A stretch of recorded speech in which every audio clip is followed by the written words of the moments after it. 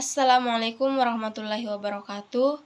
Perkenalkan, nama saya Firdai Hasmir, NIM 091058091904 dari Universitas Muhammadiyah Sidendeng Rapang, Fakultas Sains dan Teknologi, Prodi Agribisnis semester 6.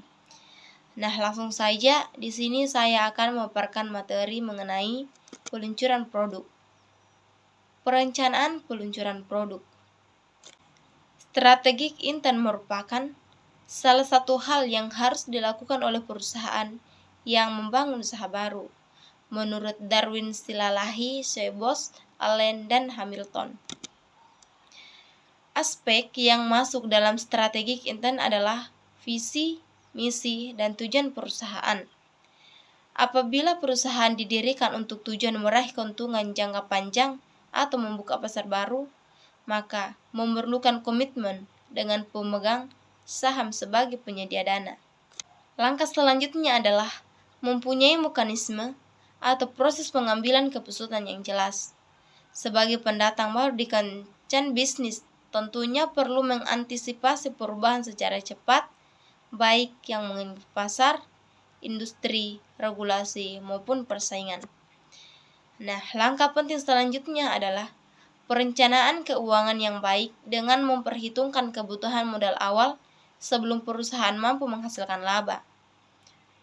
Proyeksi cash flow harus dibuat setiap bulan dan mencadangkan kebutuhan dana dalam masa kritis perusahaan, menurut Darwin SW 06/2001. Menurut Darwin, kunci rencana yang baik adalah proyeksi dan asumsi pertumbuhan industri, pangka pasar, harga produk atau jasa yang ditawarkan, regulasi, biaya operasional, dan investasi yang realistis. Terakhir, perusahaan harus memiliki pemahaman industri dan project life cycle. Fakta menunjukkan 80% sampai 90% usaha baru tidak dapat mencapai pertumbuhan yang diinginkan. Kajian terhadap usaha-usaha baru tersebut semakin mengukuhkan setidaknya ada 7 faktor yang menentukan keberhasilan mereka. Yang pertama, strategic intent. Yang kedua, governance. Yang ketiga, funding.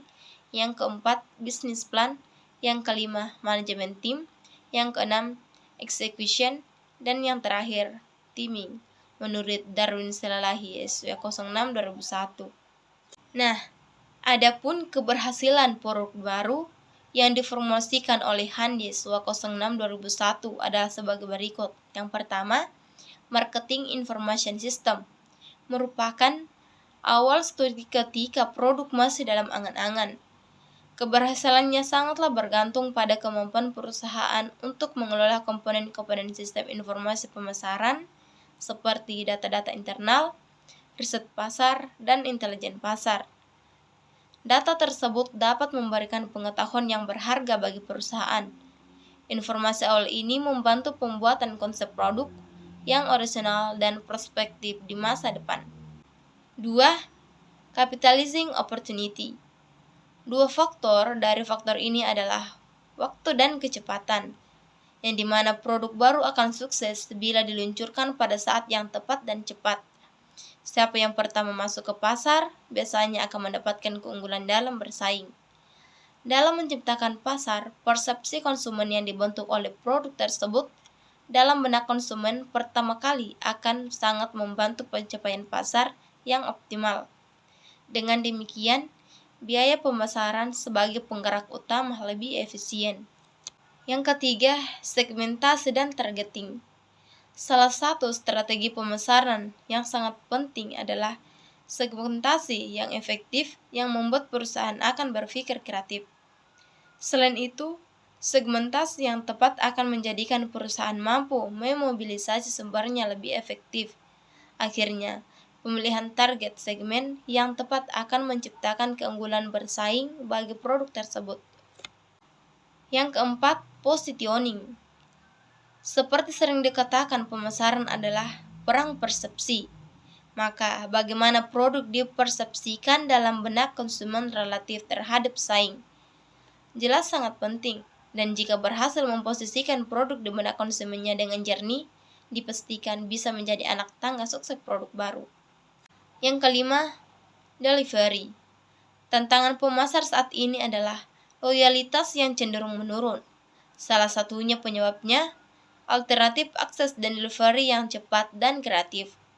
Tak mengherankan, buat produk-produk baru yang sukses biasanya dipengaruhi oleh kemampuan memformulasikan dan mengimplementasi strategi distribusinya.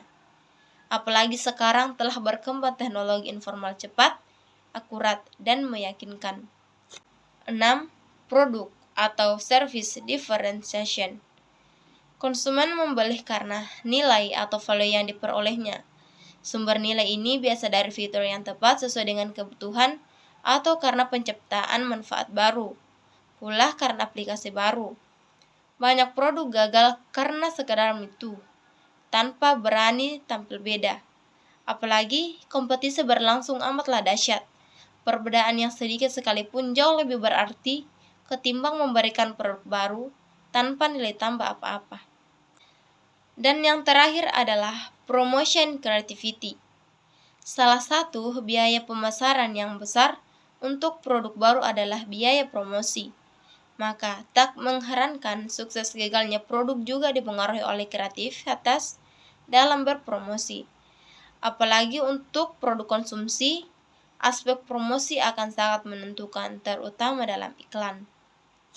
Nah, secara umum, perusahaan yang sustainability tinggi adalah perusahaan yang memiliki rencana bisnis yang baik, yang didukung oleh manajemen yang tangguh, serta eksekusi yang konsisten.